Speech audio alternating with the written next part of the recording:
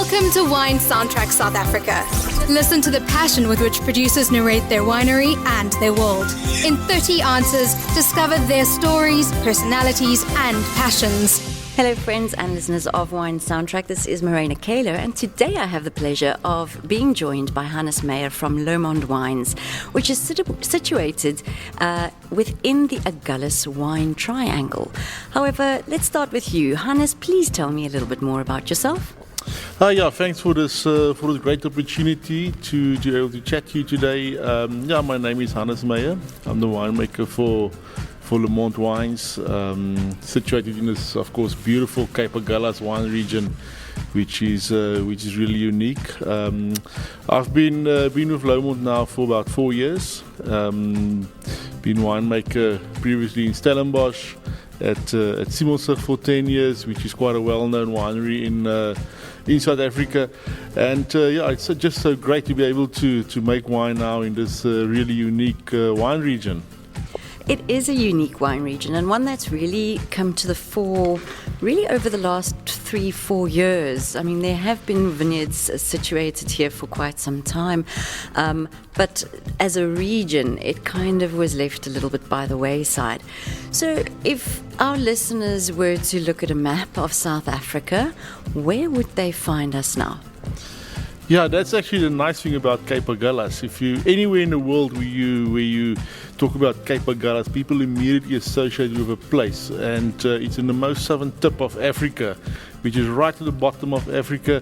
And of course, in the last, especially the last 3 to 4 years, the region has got a lot of traction with regarding the wines, and I really think it's the amount of work that we put in here and the quality of wine that we've been producing in this really unique, super cool climate area that is really showing, and we're getting good traction from that. So, Lomond, how much is under vine? What are you working with? Yeah, so at Lomond, our farm in total is 1,000 hectares in size. At the moment, we've got about 150 hectares under vine, and we're now busy preparing another 8 hectares that we're going to plant this year. And predominantly, what is planted there? Well, Lomond's got quite a variety of cultivars. Lomond used to be owned by Distel a couple of years ago, and they actually planted a whole variety of cultivars to see what will work well in the region. So we've got from Cabernet Sauvignon, Merlot, of course Shiraz. Then we've got on the white Sauvignon Blanc, Semillon. We've even got Novell on the farm. So it's nice to work with these different varieties to see how they adapt to the cooler climate, and we've actually been surprised by some of these cultivars. Example like Cabernet Sauvignon, which you'll only think the only proper place you can do it is actually in Stellenbosch, but we actually do very nice cool climate Cabernets here. But the main varieties for Cape Agulhas is Sauvignon Blanc and Shiraz. I think those two cultivars are true to the region. I think they really produce unique wines to the region that really gives you that sense of place. And for me, the Shiraz and Sauvignon Blancs that we produce in Cape Agulhas is so unique and so different from any other region in South Africa.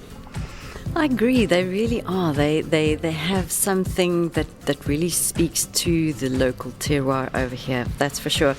Tell me your annual production in terms of bottles of wine produced. What is that roughly at?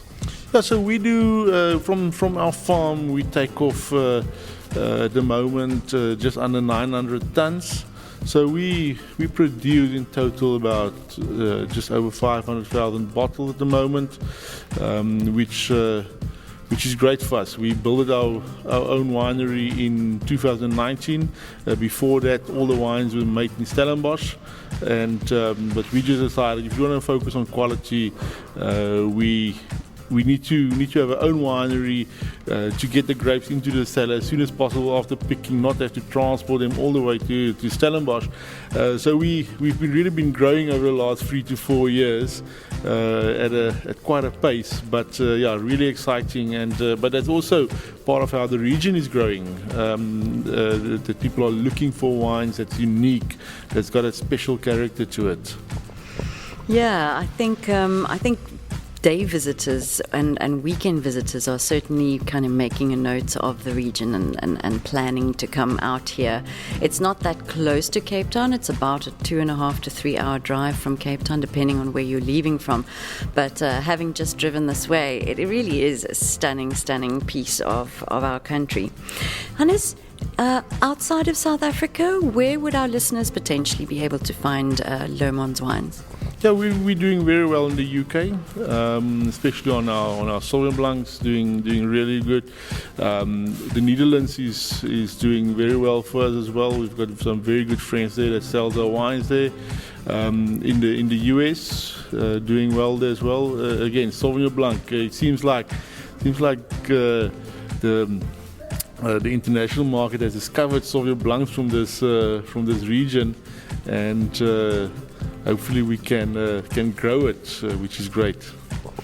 I think there has been an awakening to Sauvignon Blanc from this region as well as other South African regions, which is really very exciting. I think certainly our offering is top quality Sauvignon Blanc at more affordable prices compared to some of our New World competitors. Yeah. How about you? Do you have a first memory about wine, or a moment where you kind of thought, "Ooh, this stuff is interesting"? So I'm actually from the northern part of South Africa, from Limpopo. Was born there, went to school there. So coming from Limpopo, you don't actually know anything about wine. And I'll never forget, the first wine I ever drank was Grünberger, and which is quite it's a wine that you get all over very, very cheap. And I don't know, there was just something about this Grünberger that attracted me to wine. And then I came to Somerset West for high school, and during school holidays and my holidays during university, I used to work at a wine farm called Somerbosch between Stellenbosch and Somerset West, where I was helping them in the vineyards for pocket money. And it was just there. It's a great family, the Roux family from Somerbosch, and what they actually taught me of vineyards and wine was really where my passion for wine really started.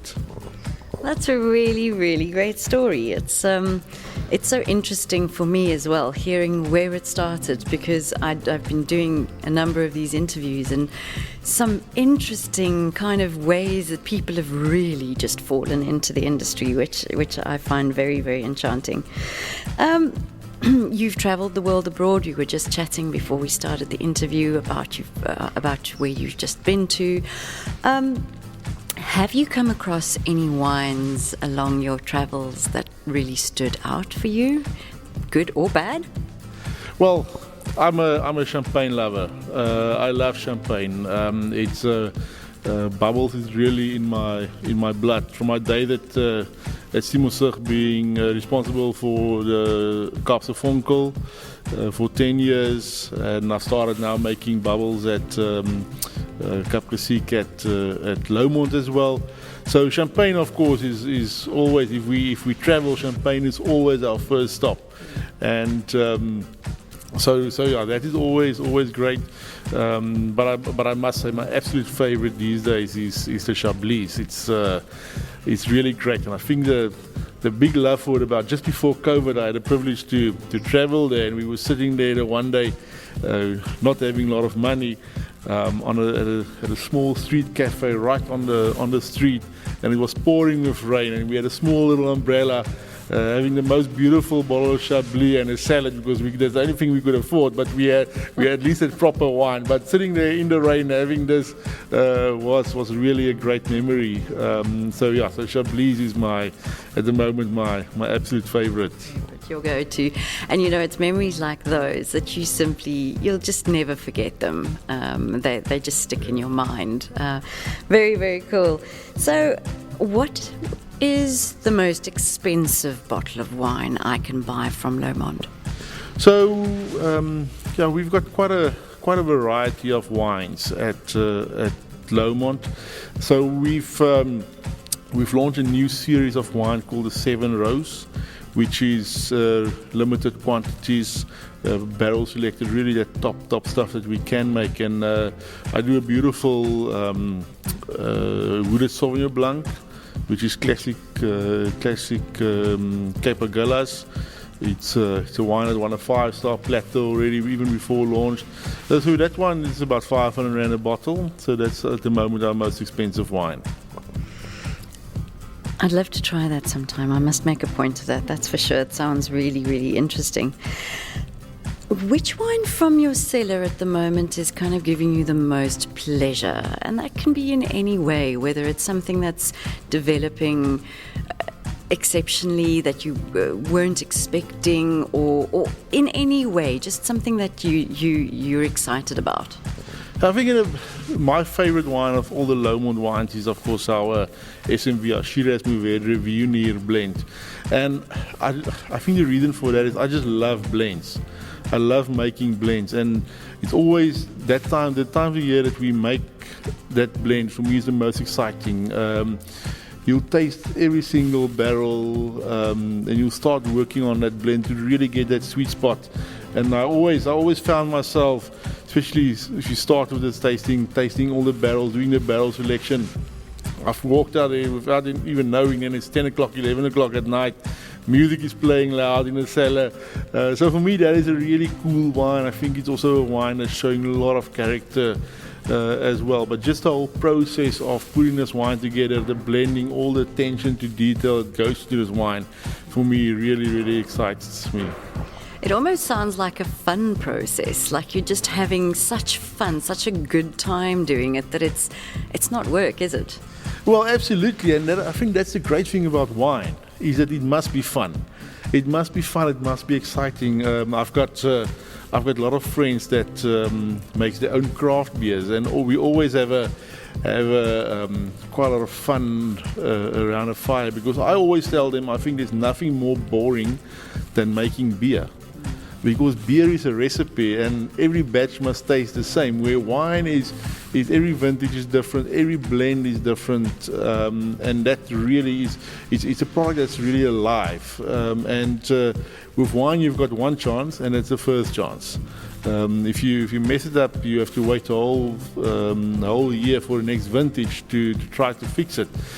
So that's I think wine is really a great passion. If you don't have that passion, you're never going to be able to be a great winemaker.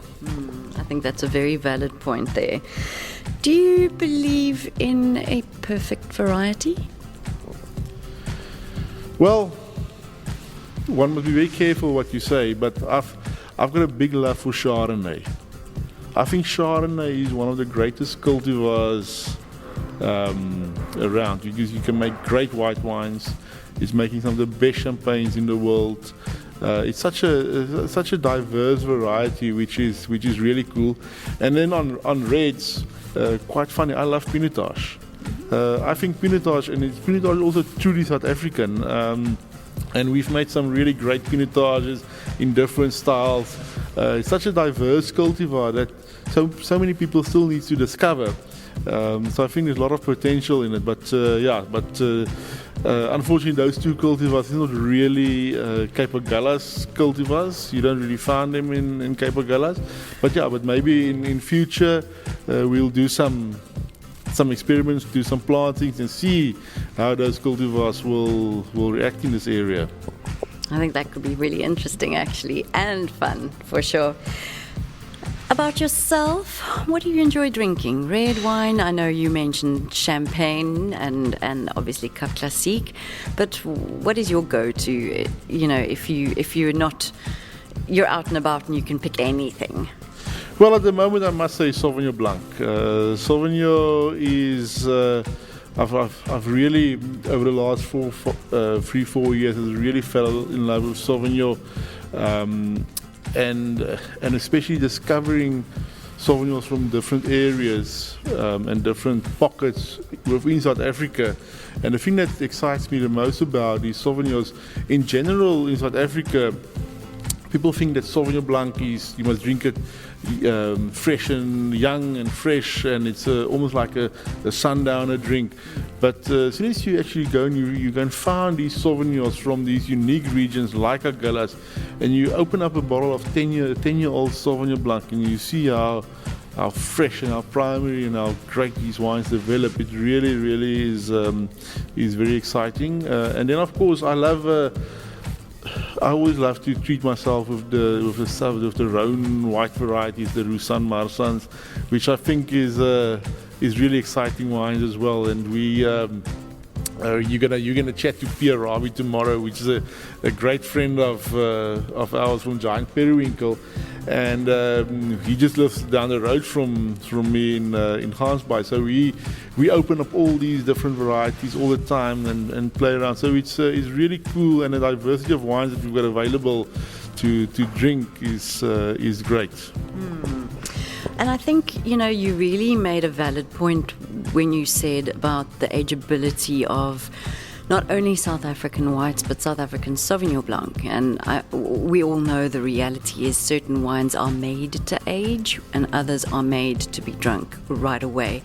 But I think a lot of, especially South African consumers, I think our European counterparts are used to enjoying slightly more aged white wines. But locally, it's as if, if a Sauvignon Blanc is later than a year and a half, then it's old and it shouldn't be touched. And it's such a pity, because you're absolutely right. I think some of our aged Sauvies are divine.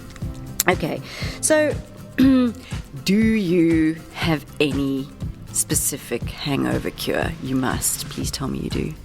I must say, the older I get now, the worse the hangover gets. I've been trying to get that cure.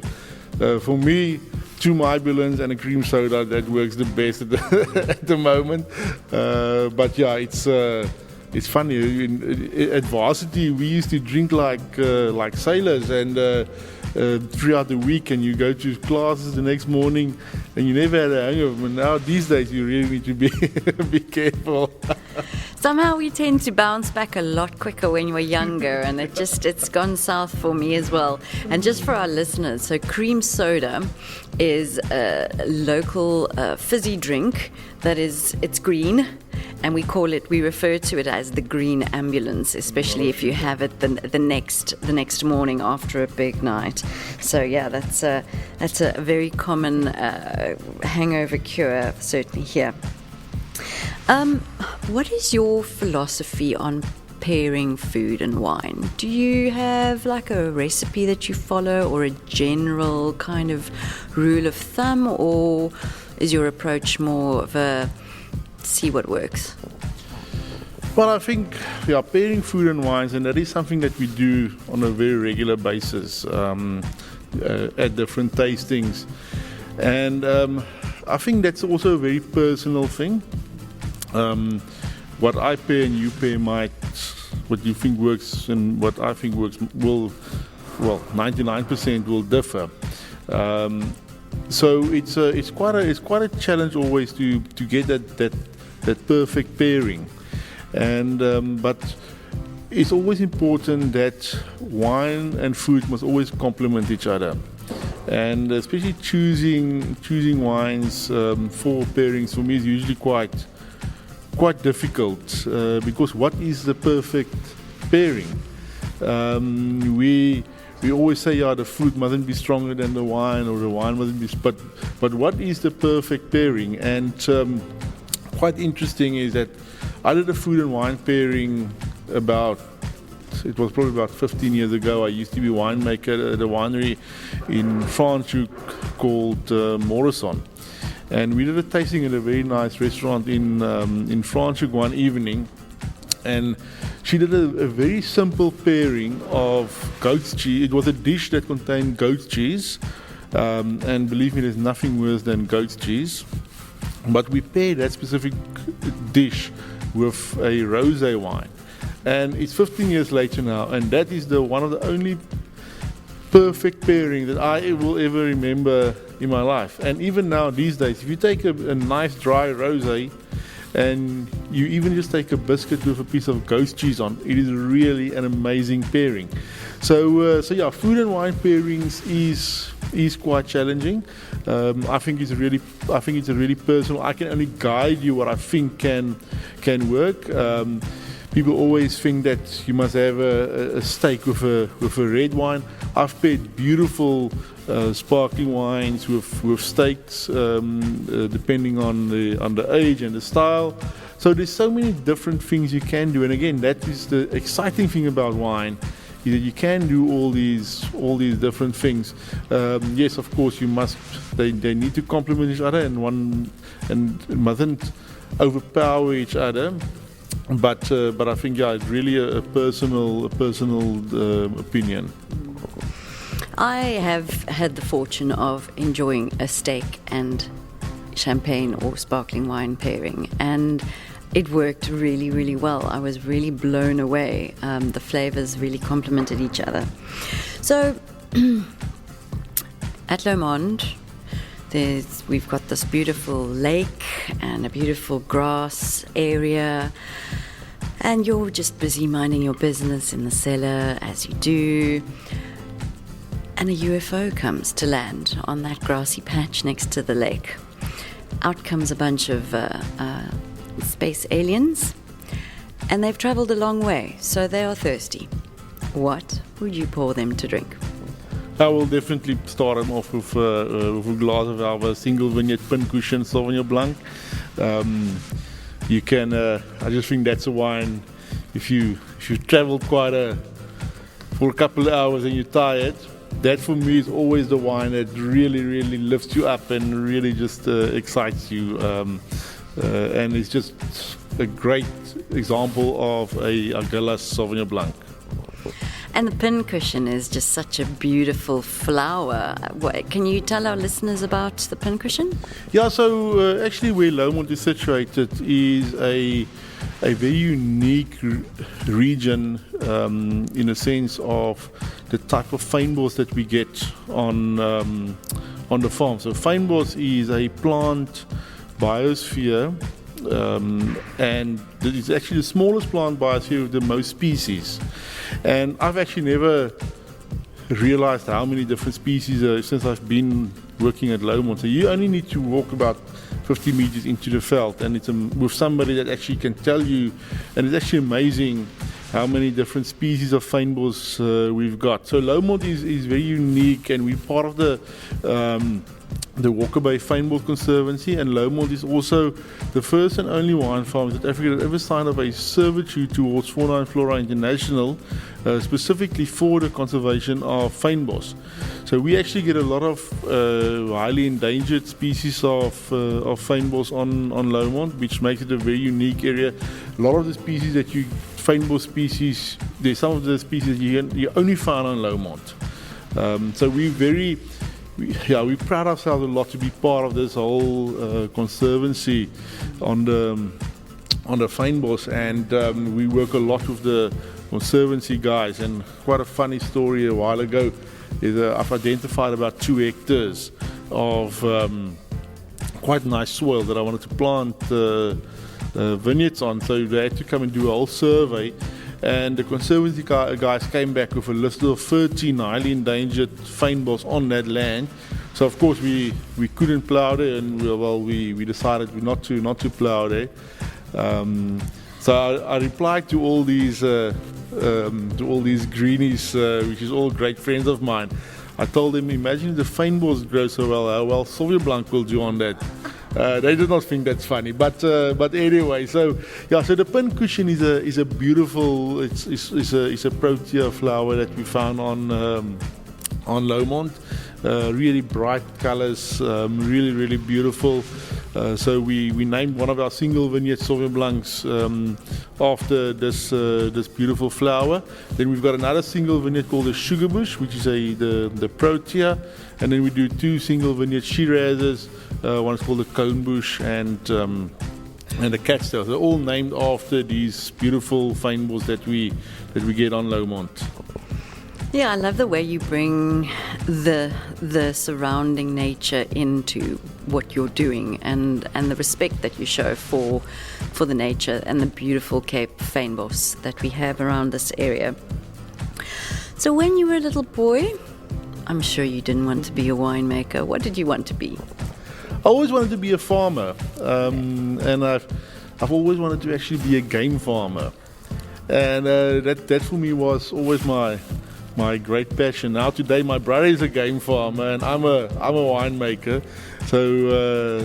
But yeah, I just love the outdoors. I just love farming, which is great.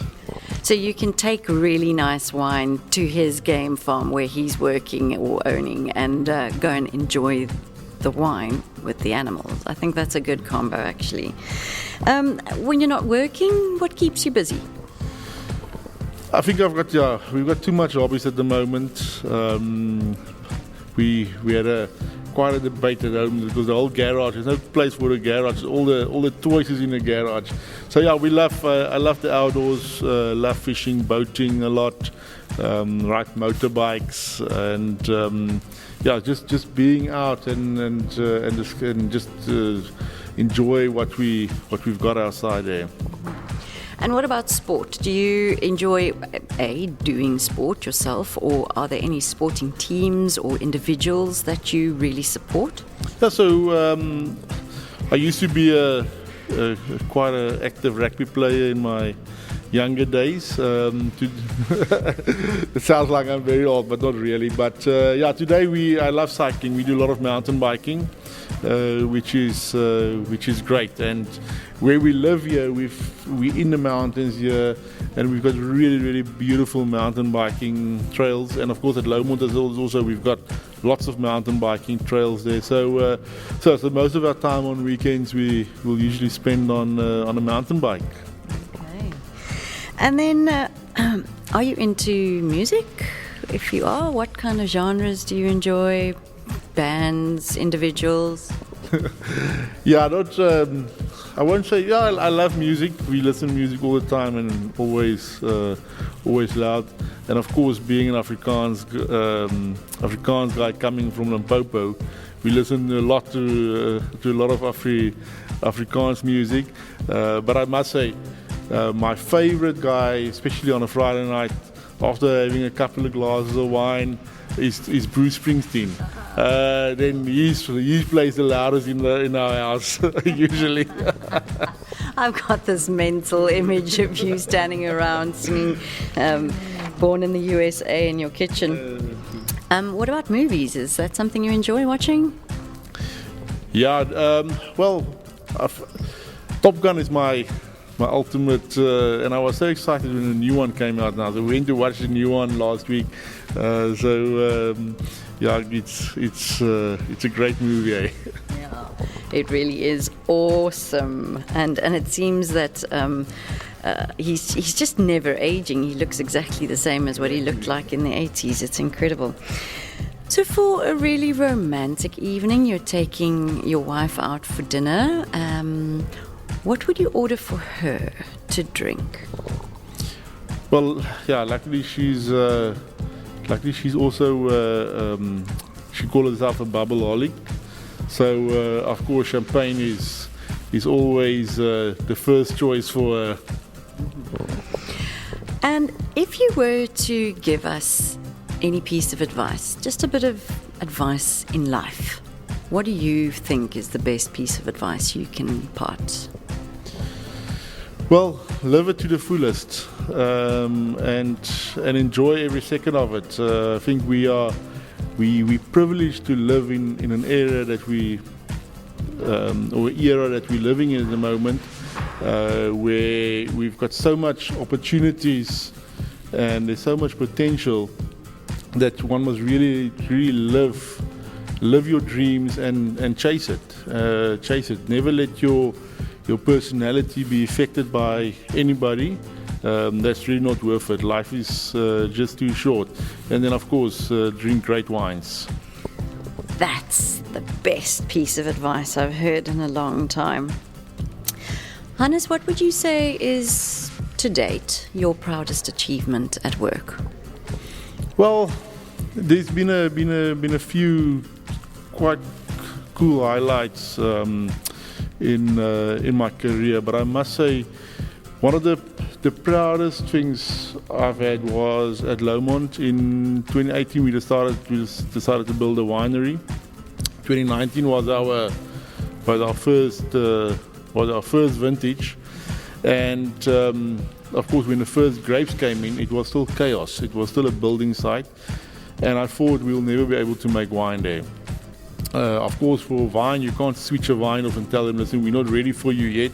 So the grapes came in, complete building site, situated in the town Gansbaai, where it's quite difficult to get experienced cellar staff. So the staff that we had they didn't even know what they were doing. Probably one of my toughest vintages ever. But I must say, definitely the proudest moment was the first bottling of our 2019. And it was actually a Sauvignon Blanc that we've bottled that came out of that first winery, and it was actually a wine that actually won quite a lot of awards for us, and that, I must say, was quite a special moment to be able to, in such a quick time, to put a cellar together, and with the resources we had, to be able to make those beautiful wines in the first year there. Yeah, I bet that was a nice feeling. I can just imagine. If you could share a bottle of wine with anyone, dead or alive, who would it be? My two grandfathers, I think. So I think they would have been actually very proud. Both of them were quite inspirational in my life. So yeah, that it would have been quite nice if I could have a glass of them today. It would have been really great. And what would you pour for them? Well, I think we'll have a couple of glasses. We'll probably start off with a beer, and then we'll have some Sauvignon, and we'll definitely have some Shiraz as well. I love that. I absolutely love that. That's so cool. What sort of wines do you think will be drunk in the year 2300? Yeah, that's quite an interesting question. But I think the wines, if I look at stylistically wise, what we're going in, I think the wines are is moving into a much more elegant style, less oak, lower in alcohol. Fresher wines. That's what I think we're moving into that direction. Really, a lot of elegance and wine that is showing that really great sense of place and character.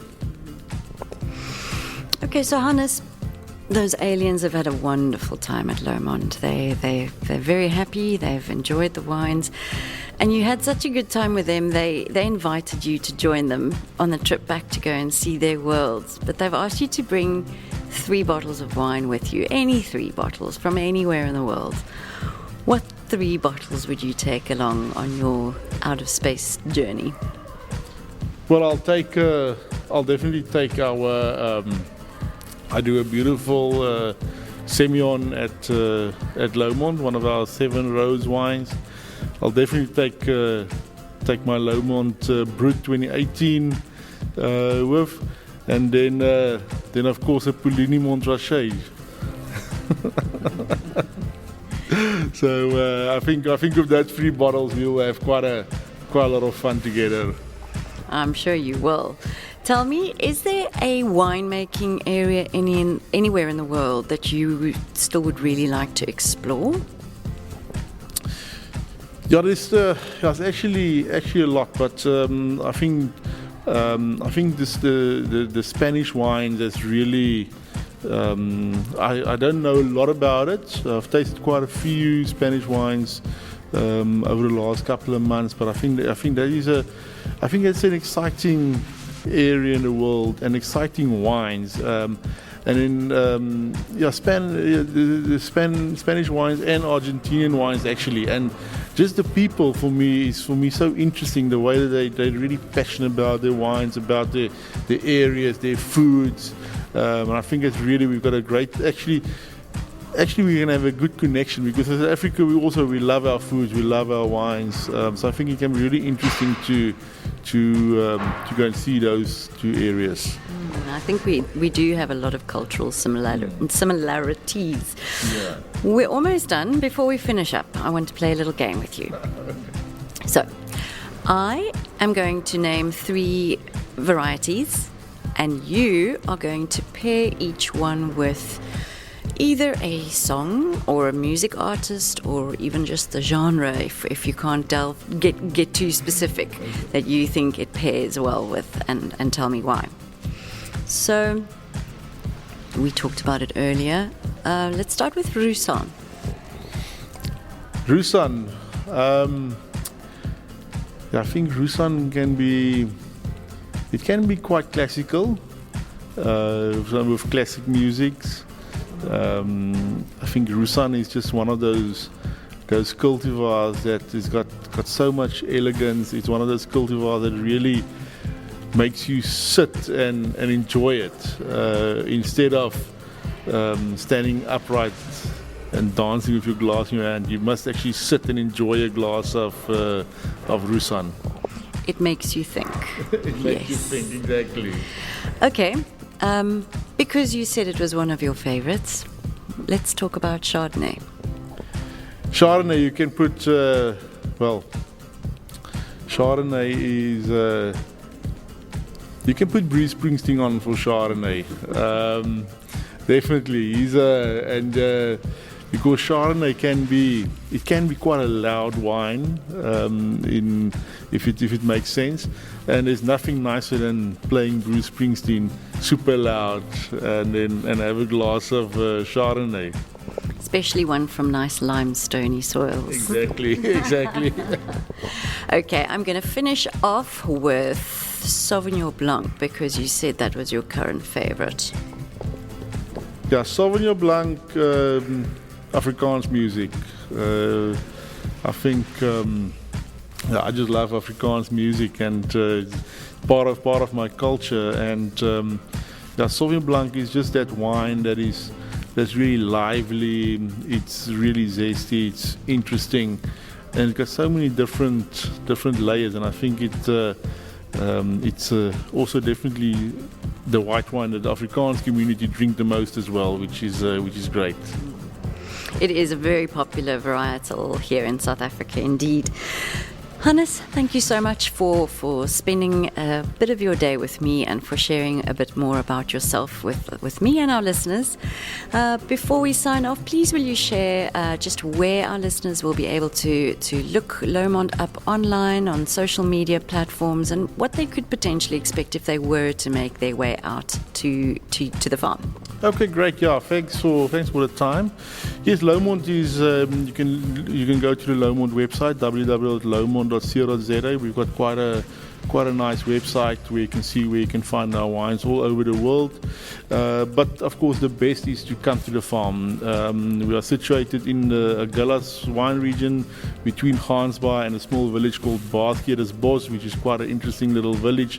We really have a beautiful farm, and to come and sit there, a beautiful tasting room right next to the lake, where you can come and sit and enjoy our wines, have some of our local cheeses and meats that also comes from the area. It's absolutely a great experience to come and enjoy the area and to come and experience Lomond specifically. Awesome. Thank you so much, and all the best. Thank you so much. Thanks for listening to a new episode of Wine Soundtrack South Africa. For details and updates, visit our website winesoundtrack.com.